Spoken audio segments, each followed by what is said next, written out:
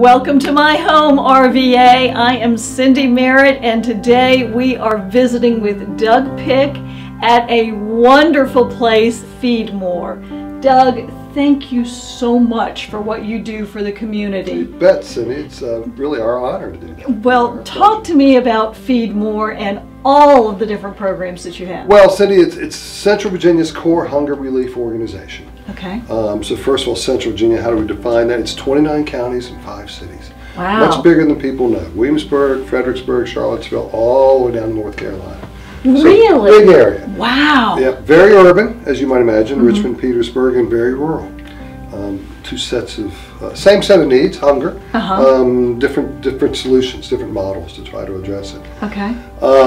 So we do a lot to address all that. And within that area, there's right around 200,000 folks who just aren't sure where their next meal is coming from. Oh, yeah, it's a bunch. It's more than people might imagine. Within that 200,000, 50,000 or so are children who, of course, didn't ask to be put in this situation. Oh, goodness. Okay. And you know, if you haven't had 2 meals, how do you concentrate on what the teacher's saying? How do you, or if you haven't eaten in a day or two, how do you really be as productive as you can be? So we think kids are such an important part of what we do. Right. And then, of course, there's an awful lot of seniors in this area, as there is around the country, and growing exponentially every day. Right. 10 to 12,000 people turn 65 every day in this country. So we have our Meals on Wheels program, which is delivers meals directly to the door of about 1,000 seniors a day, which is tremendous. Very complicated. 92 routes, 8 to 12 seniors per route, within about a 30-mile radius.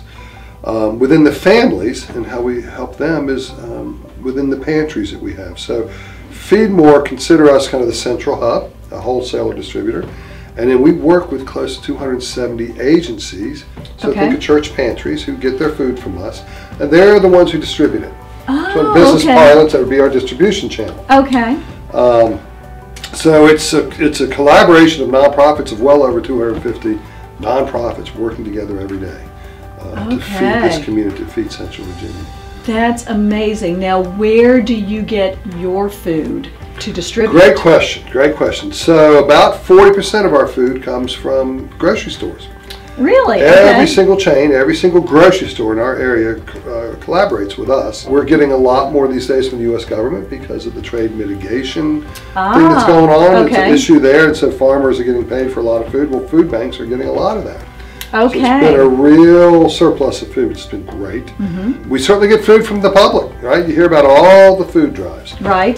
Which we just love. It gets a chance for families to get involved. I love that it's a chance for your kids to bring a couple cans of green beans to school or whatever it may be, and then you have a chance to tell them about what it means to give back, what it means, how it feels good to help others, and I love that. That is only these days about 5% of what we do. Food banking has evolved like you wouldn't believe.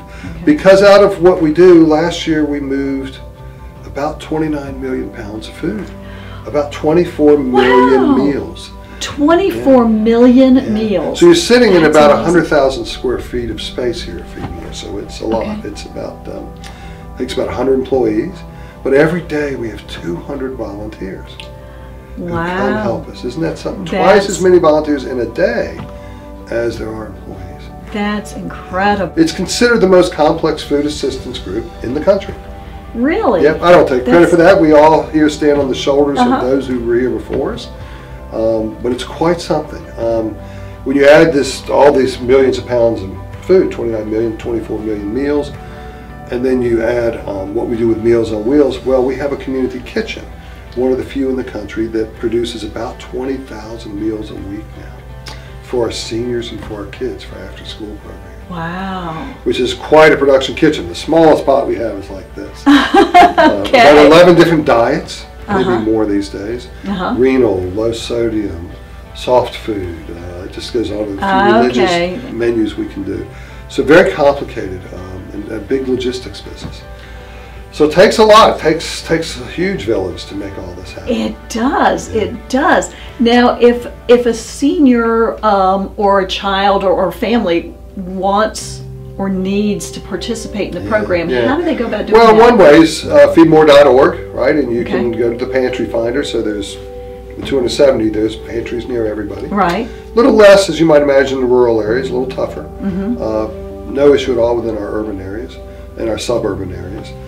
They can go there. They can call Feedmore directly to the line, 521-2500, and then they can get you the right person and say what's near you. So not hard. It's the same website also is where you can go volunteer, right? Because we always need a steady stream of that. Yes, I know a lot of corporations or church groups or whatever love to come and volunteer here. We cannot do it without those groups. Yeah.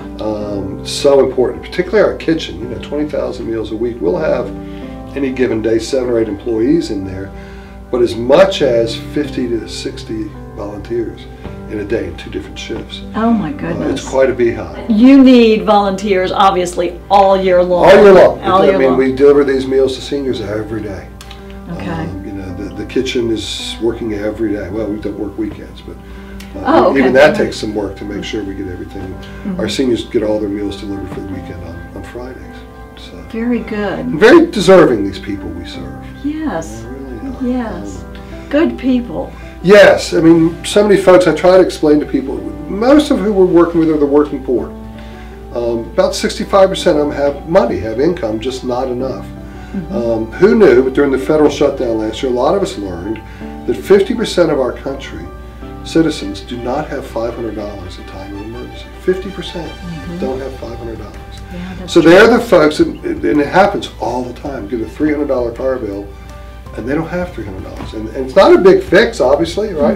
Say $350, but they can't get it fixed, and there goes their transportation, so they lose their job all the time.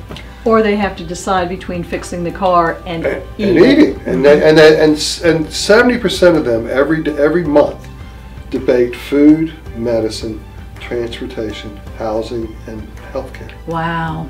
Every month. So really are trying to help the workforce. They don't work. We're here for emergency purposes.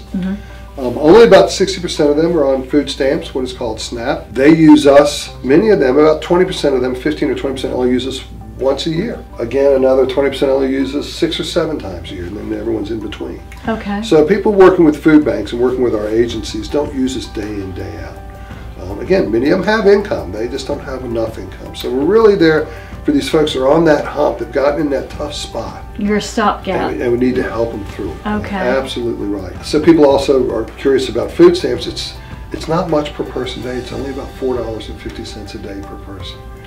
So people don't aspire to live off food stamps than us. They'd much rather get further on their feet and try to keep growing their income. It's a tough life they live in order to keep finding that next meal, which they're not sure where that's coming from. What an incredible thing you do, and a service that you provide to so many people. I'm amazed how many people that you serve in what I thought was just the Richmond surrounding area. Right. And in fact, you go to North Carolina. Yep, right to the line. Right to the line. That's it's incredible. Really quite something. So a lot of folks in need, but it isn't amazing, this community that I know that you serve so well with what you do and the care you take in your business, and the way you go about it, and the reputation you have.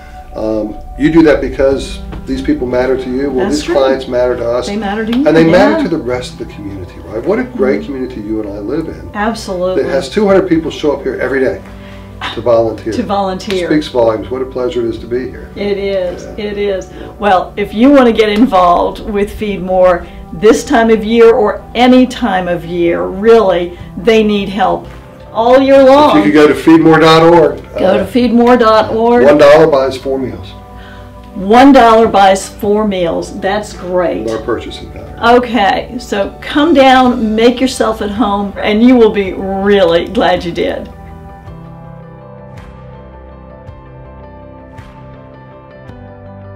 Cindy Merritt is nationally recognized as a leader in the U.S. real estate market.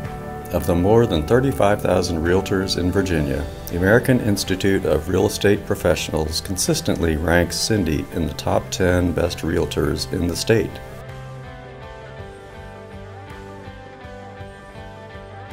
Make Yourself at Home is sponsored in part by Paul Adams, branch manager and nationally recognized senior loan officer with Prime Lending, a Plains Capital company. With over 400 mortgage options available, Paul Adams and his team work hard to uncover the key to each client's mortgage success.